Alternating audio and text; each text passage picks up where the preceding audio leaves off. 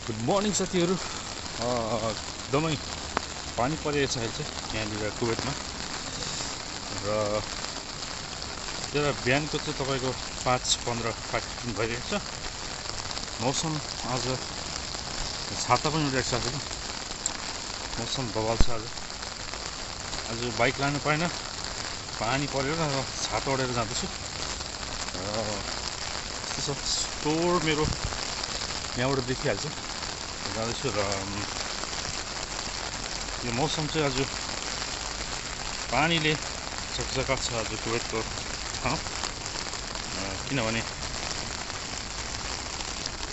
योभन्दा अगाडि चाहिँ यसरी पानी परेको थिएन।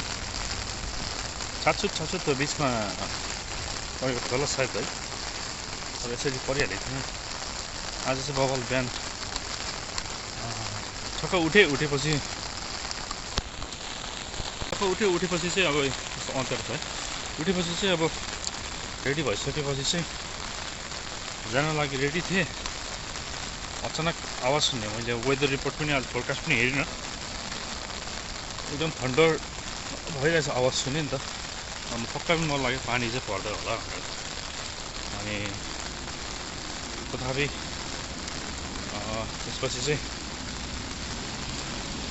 छाता खोजेँ, छाता निकालेँ।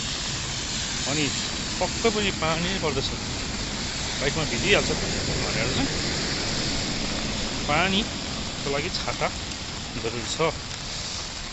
र त्यही भयो। ब्ल्याक देखिरहेको छ है, उज्यालो नै छ। फेरि भनेको बिहानै अन्त किन बिहानको खानु यस्तो छ पानी परेर चाहिँ त्यसरी पानी परिरहेको छ। दामी पानी परेको छ है। गाडाङडुङ गर्दैछ।